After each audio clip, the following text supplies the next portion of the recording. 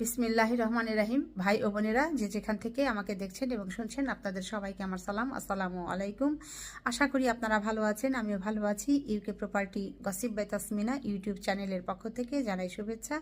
আজ মে মাসের 7 তারিখ বুধবার 2025। এই মুহূর্তে লন্ডনের তাপমাত্রা আছে 12 ডিগ্রি সেলসিয়াস, তবে এটি অনুভব হচ্ছে 9 ডিগ্রি সেলসিয়াসের মতো। এখন আসলে যে বিষয়টি নিয়ে কথা বলতে চাচ্ছি সেটা হলো যুদ্ধ। ভারত এবং পাকিস্তানের সাথে যে যুদ্ধ লেগে গেল, এটি নিয়ে আসলে অল্প কিছু কথা বলতে চাচ্ছি। আসলে পৃথিবীতে অনেক দেশেই এখন যুদ্ধ চলমান বিদ্যমান আছে। এই ধরেন ইউক্রেন, তারপর রাশিয়া, এই যুদ্ধ দেশগুলো বাংলাদেশ থেকে কিন্তু অনেক দূরে। কিন্তু এই এখন যে যুদ্ধটা লেগে গেল ভারত এবং পাকিস্তান, এটি কিন্তু বলা চলে যে বাংলাদেশের একেবারে ঘরের কোনায় যুদ্ধ লেগে গেছে। এরই মাঝে আপনারা হয়তো জেনে গেছেন এই ভারত ও পাকিস্তানের ভেতরের যুদ্ধের অনেক খবর ফেসবুকের মাধ্যমে, ইউটিউব চ্যানেলের মাধ্যমে, বিভিন্ন সংবাদপত্রের মাধ্যমে, হয়তো টেলিভিশন চ্যানেলের মাধ্যমেও। তো প্রথমে যুদ্ধটা শুরু করেছে ভারত। কেন শুরু করলো? যে কাশ্মীরের পেহেলগামে 26 জন পর্যটককে কে বা কারা নিহত করেছে সেটির তদন্ত না করেই ভারত একতরফাভাবে পাকিস্তানের ওপর দোষ চাপিয়েছে।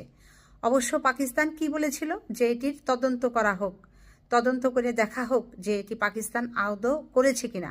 আসলে তো বিষয়টি ভারত পাকিস্তানের উপর মিথ্যামিথ্যি দোষটি চাপিয়ে দিয়েছে। করেছে তো ভারতই, কারণ ভারতের সেনাবাহিনীর লোকেরাই তো বলছে যে এটি ভারতের, এটি পূর্ব পরিকল্পিত। তারাই এই ঘটনাটি ঘটিয়েছে, করে এখন আবার ওই উদুরপিণ্ডি বুধর ঘাড়ে চাপানোর মতো অবস্থা।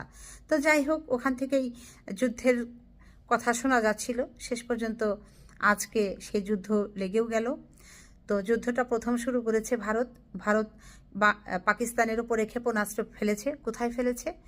যুদ্ধ লেগেছে, ক্ষেপণাস্ত্র ফেলবে ওই সামরিক যে স্থাপনাগুলো আছে সেখানে, কিংবা সামরিক দপ্তরে। সেগুলো না করে ভারত সরাসরি ক্ষেপণাস্ত্র নিক্ষেপ করেছে পাকিস্তানের মসজিদে এবং মানুষজন যেখানে বসবাস করে জনবহুল এলাকাতে। তাতে কি হয়েছে? যে মুসলিম ধর্মের যারা লোক আছেন তারা মারা গিয়েছেন এবং শিশু মারা গিয়েছেন, নারী মারা গিয়েছেন। এই শিশু আর নারী এরা কি জঙ্গি? ভারত তো বলেছে যে জঙ্গি নিধনের জন্য তারা ক্ষেপণাস্ত্র নিক্ষেপ করছেন। তো শিশু কি করে জঙ্গি হয়, এটি আপনারা অবশ্যই কমেন্ট করে জানাবেন।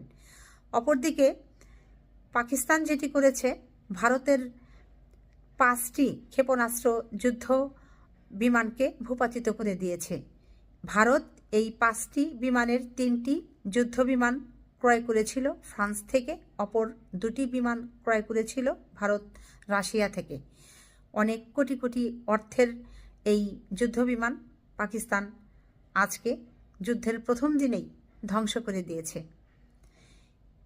এরপর ভারত যেটি করল, যে তার বিভিন্ন সীমান্তে সাদা পতাকা উড়াচ্ছে। সাদা পতাকা কেন উড়াচ্ছে? শান্তির নিশানা। তার মানে তারা আর এখন যুদ্ধ চাচ্ছে না, যুদ্ধ বিরতি চাচ্ছে। ওদিকে আবার পাকিস্তান কি বলছে? যে পাকিস্তান তো যুদ্ধ শুরু করেনি, যুদ্ধ শুরু করেছে ভারত, অতএব পাকিস্তানকে এই যুদ্ধ শেষ করতে হবে। তার মানে পাকিস্তান এত সহজেই ছেড়ে দিবার দেশ নয় ভারতকে। যেহেতু ভারত যুদ্ধ শুরু করেছে, শেষটা পাকিস্তান করে দিবে। তার মানে যুদ্ধ বোঝা যাচ্ছে যে চলতে থাকবে। তো এখন দেখা যাক কি হয়। তো যে বিষয়টি এখানে আসলে আমি বলতে চাচ্ছি, শুরুতেই বলেছিলাম যে ভারত কিন্তু বাংলাদেশের একেবারে ঘরের কোনায় দেশ। তো সেখানে যেহেতু যুদ্ধ লেগেই গেছে, ভারতের তো আবার মুখে বলে এক, করে আর এক, তাদের তো কোনো ঠিক ঠিকানা নেই। ওদিকে পাকিস্তানের দিকে কামান তাক করেছে, কিন্তু গুলি ছোড়ার সময় ছুড়ে দিল বাংলাদেশকে উদ্দেশ্য করে। বাংলাদেশের জনগণ তাতে মারা গেল, তারপর বাংলাদেশের সম্পদ নষ্ট হলো। সেক্ষেত্রে বর্তমানে বাংলাদেশে যে অন্তর্বর্তী সরকার আছে এবং বাংলাদেশে যে 3 বাহিনী আছে, নৌবাহিনী, সেনাবাহিনী এবং বিমান বাহিনী, এই 3 বাহিনীর লোকেরা, প্রধানেরা, আপনারা কি পরিকল্পনা নিয়েছেন? যদি ভারত থেকে কোনো ক্ষেপণাস্ত্র বাংলাদেশে ফেলাই হয়, তাহলে সেটি কীভাবে বাংলাদেশ প্রতিহত করবে সে ব্যাপারে অবশ্যই বাংলাদেশবাসীকে আপনারা মেসেজ দিয়ে জানাবেন প্লিজ। তো যাই হোক, সবশেষে যেটি বলতে চাচ্ছি যে যুদ্ধ থেমে যাক, সবাই আমরা শান্তি চাই।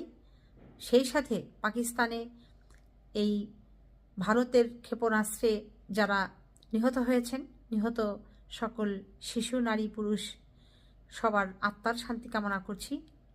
নিহত পরিবারের যারা আছেন তাদের প্রতি সমবেদনা জানাচ্ছি। তো আজ এখানেই শেষ করছি। সবাই ভালো থাকবেন, সুস্থ থাকবেন এবং আমার জন্য দোয়া করবেন। আমার এই চ্যানেলটিতে লাইক, কমেন্ট, শেয়ার এবং সাবস্ক্রাইব করবেন। আসসালামু আলাইকুম, আল্লাহ হাফেজ।